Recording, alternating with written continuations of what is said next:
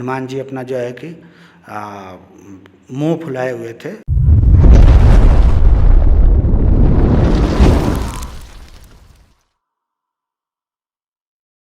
Welcome back student.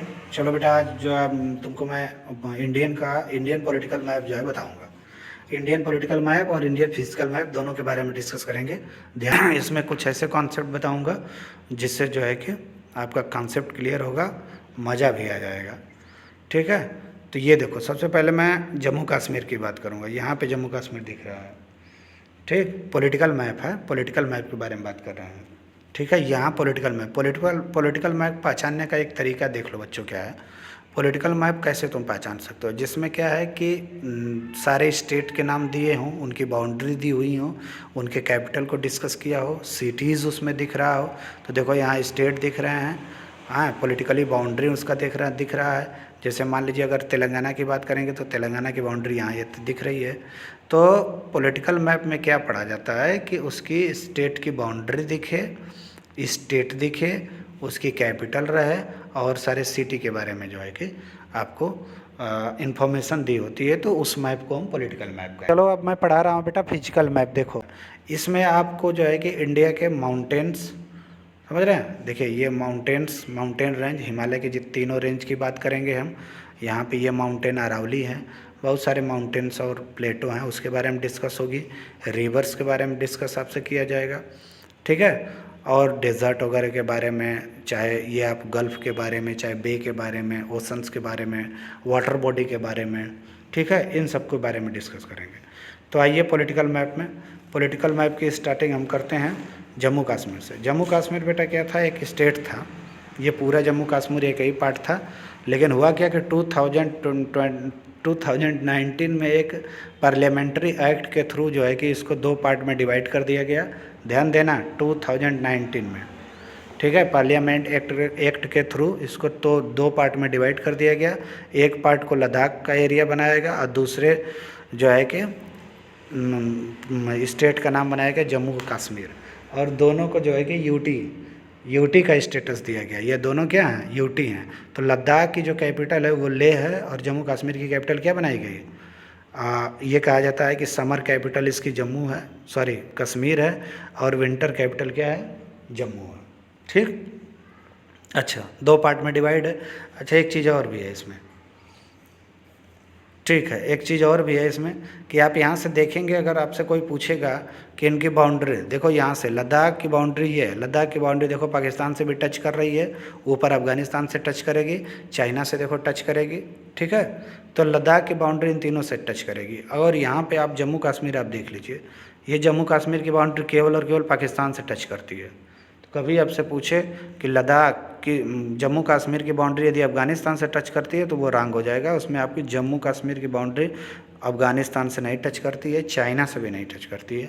तो यह ध्यान देने वाली बात है। अब इसमें हम जो है कि नेबरिंग कंट्री की बात कर लेंगे। तो देखिए पॉलिटिकल मैप में सबसे पहली बात है नेबरिंग कंट्री की बात करेंगे, कौन कौन से पड़ोसी देश हैं। तो ये नेबरिंग कंट्री में पहला कौन है, चाइना है। चाइना के बाद दूसरा ऊपर जो है आपको दिखेगा अफ़गानिस्तान। ये देखो अफ़गानिस्तान की बाउंड्री यहाँ से आपको दिख रही है। तजाकिस्तान इंडिया की बाउंड्री शेयर नहीं करता है। ठीक बेटा, इंडिया की बाउंड्री शेयर करता ही नहीं है तजाकिस्तान। देखोगे तो यहीं से कट है तजाकिस्तान, केवल अफ़गानिस्तान की बाउंड्री शेयर करती है, ध्यान से देखना। फिर पाकिस्तान की बाउंड्री, यानी पहला ये कंट्री है, दूसरी अफ़गानिस्तान है, तीसरी पाकिस्तान है। तीन कंट्री इधर से हो गई। चौथी कंट्री जो है इंडिया की बाउंड्री शेयर करती है वो नेपाल है। पांचवी कंट्री बेटा भूटान है। ठीक है, अच्छा तिब्बत, अगर तिब्बत इंडिपेंडेंटली रहा होता ना तो तिब्बत को हम भी जो है कि इंडिया की बाउंड्री शेयर करते, मतलब मान लेते कि तिब्बत भी एक कंट्री है। लेकिन तिब्बत इस समय जो है कि चाइना के अंडर में है, चाइना द्वारा कैप्चर्ड है, इसलिए इसको जो है कि नेबर कंट्री नहीं मानेंगे। फिर इसके बाद यहाँ पे बांग्लादेश है जो इंडिया की बाउंड्री शेयर करता है, या म्यांमार है जो इंडिया की बाउंड्री शेयर करता है। एक बात मैं आपको और बता दूं, जो बांग्लादेश कंट्री है ना, ये बांग्लादेश कंट्री जो है इंडिया की जो बाउंड्री है 40,9 किलोमीटर नियर अबाउट, यानी सबसे बिग बाउंड्री अगर किसी इंटरनेशनल कंट्री के साथ है तो किसके साथ है, बांग्लादेश के साथ है। ठीक बेटा, दूसरे नंबर पे जो है कि चाइना के साथ है, इसकी इंडिया की बाउंड्री शेयर करती है। म्यांमार भी बाउंड्री शेयर करता है। नीचे अगर आप बात करेंगे नेबरिंग कंट्री में, तो आपकी नेबरिंग कंट्री कौन है? श्रीलंका है।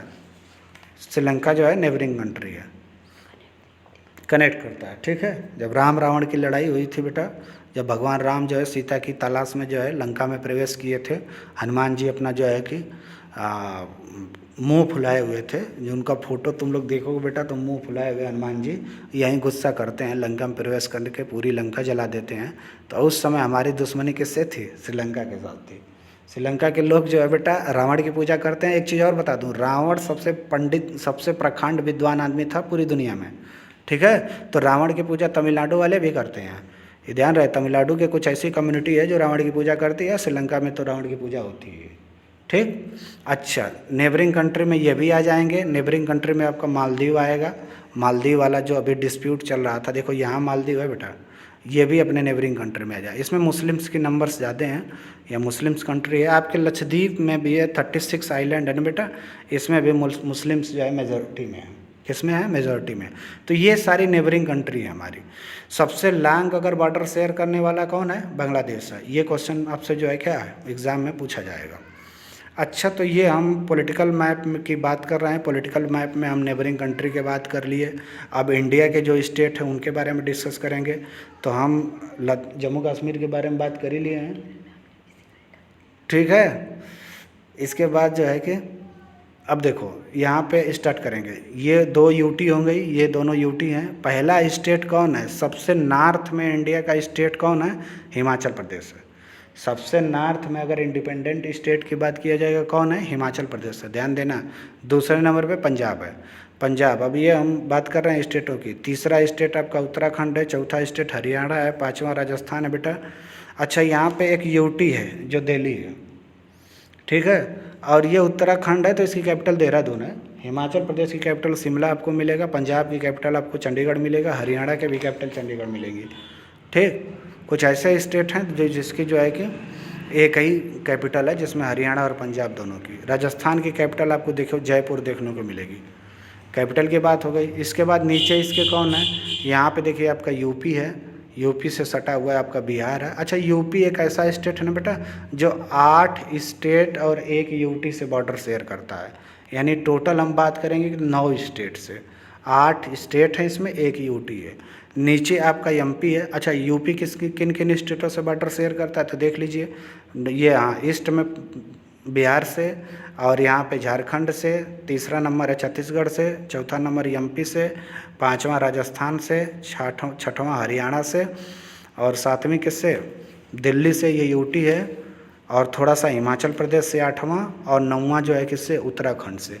यानी टोटल 9 स्टेट में 1 यूटी है आपकी, और 8 जो है क्या इंडिपेंडेंट स्टेट हैं सबसे ज़्यादा।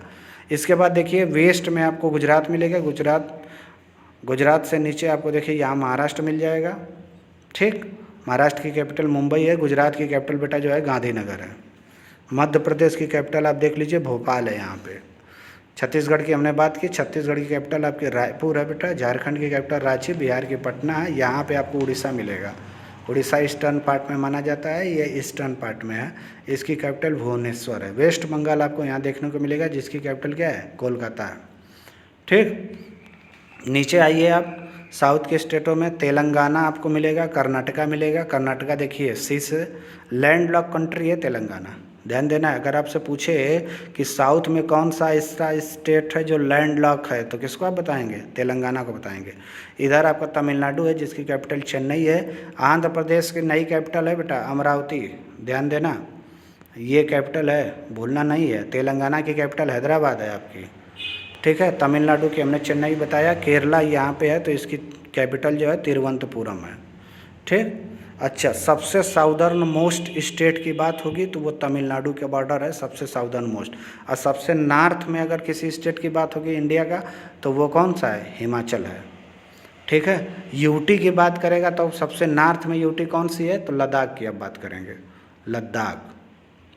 ठीक है, अब यूटी में इधर देख लीजिए, ये लक्षद्वीप एक यूटी यहाँ पे है। अंडमान निकोबार ये एक आपकी यूटी है बेटा। इसी का जो लास्ट पॉइंट इंदिरा पॉइंट है, कहा जाता है कि 2004 में जो सुनामी आई थी उसमें इसका इंदिरा पॉइंट जो है क्या हुआ था? डूब गया था। तो ये है आपकी जो है कि अंडमान निकोबार की जो सबसे लास्ट पॉइंट है, और इंडिया का भी सबसे जो है कि ये साउदर्न मोस्ट पार्ट है आपका इंदिरा पॉइंट, और नॉर्दर्न मोस्ट पॉइंट को जो है इंदिरा कॉल कहते हैं। ठीक है, तो इसकी जो है कि अंडमान निकोबार की जो कैपिटल है वो पोर्ट ब्लेयर है। अंडमान निकोबार को दो पार्टों में डिवाइड किया गया है, एक अंडमान और दूसरा निकोबार। तो ये आपकी जो है कि क्या है, यूटी है। अच्छा, हाँ, नॉर्दर्न पार्ट में नॉर्दर्न अंडमान है। ये नॉर्दर्न देखिए, अंडमान को तीन पार्ट में, northern Andaman, middle Andaman, south Andaman. ठीक है, और वैसे ही जो है निकोबार को कार निकोबार, लिटिल निकोबार, और नीचे सबसे क्या है, ग्रेट निकोबार। और इन दोनों को जो है कि डिवाइड करने वाला जो डिग्री या चैनल है उसको हम 10 डिग्री चैनल कहते हैं। ये बार बार एग्जाम में पूछा जाता है। ये 10 डिग्री क्या है, लैटिट्यूडनल लाइन है। ठीक है बेटा, लैटिट्यूडनल लाइन है। ये पूरी बात हुई इंडिया के पॉलिटिकल मैप की। अगर हम इसके फिजिकल की बात करेंगे तो यहाँ पे देखिए कि फिजिकल मैप की बात हो रही है। तो फिजिकल मैप में आइए हम आपको स्टार्ट करते हैं। तो ये कुछ माउंटेन्स, सबसे पहले हम माउंटेन्स के स्ट्रक्चर को देखेंगे, इसके बाद जो है कि फिर प्लेटों के बारे में बात करेंगे। तो नॉर्दर्न मोस्ट अगर कोई माउंटेन है बेटा तो वो हमारी क्या है, काराकोरम। काराकोरम के देखो तुरंत बाद आपको जो है कि लद्दाख देखने को मिलेगा। लद्दाख के बाद जो माउंटेन आती है उसको जास्कर कहते हैं, जास्कर रेंज। उसके बाद जो माउंटेन होती है उसको जो है पीर पंजाल कहते हैं। ठीक है, पीर पंजाल रेंज कहते हैं। तो इसको आप देख लीजिए। सबसे अगर क्वेश्चन पूछता है मैच करने के लिए आपको, सबसे नॉर्थ में काराकोरम, दूसरे नंबर पे लद्दाख, तीसरे नंबर पे पीर पंजाल, जास्कर, चौथे नंबर पे आपके पीर पंजाल, और सबसे नीचे आपकी शिवालिक। देखो ये शिवालिक जो रेंज है ये हिमालय की रेंज है। शिवालिक रेंज इसको कहते हैं। इसके ऊपर जो है वो मिडिल हिमालय है, और इसके ऊपर जो है ग्रेटर हिमालय है, जो जिसको महान हिमालय कहते हैं। तो महान हिमालय, ग्रेटर हिमालय लद्दाख से शुरू होकर चाइना, तिब्बत से होके हुए नेपाल के से निकलते हुए इधर ईस्ट तक जाता है। इसकी जो हिमालय है उसकी टोटल लेंथ बेटा करीब करीब जो है कि करीब करीब 2500 किलोमीटर्स है, और इसकी जो विड्थ है बेटा वो 200, इधर ईस्ट पार्ट में तो 250 किलोमीटर है, और ये वेस्ट पार्ट में लगभग जो है कि नियर अबाउट 150 किलोमीटर के नियर अबाउट है। तो ये हिमालय की तीनों रेंज है, और तीनों रेंज के कारण बेटा हमको जो है कि क्लाइमेटली बहुत प्रॉफिट होता है इनसे, क्योंकि इधर देखिए नॉर्थ साइड से आने वाली कोल्ड विंड जो है इंडिया में एंटर नहीं कर पाती, नहीं तो हमारा इंडिया जो है पूरा कोल्ड डेजर्ट हो जाता। और इधर से साउथ वेस्ट जो मानसून इंडिया में एंटर करता है ना, वो इसी हिमालय से साउथ वेस्ट मानसून जो है बेटा देखो यहाँ से एंटर करता है, यहाँ से इस कोस्ट से।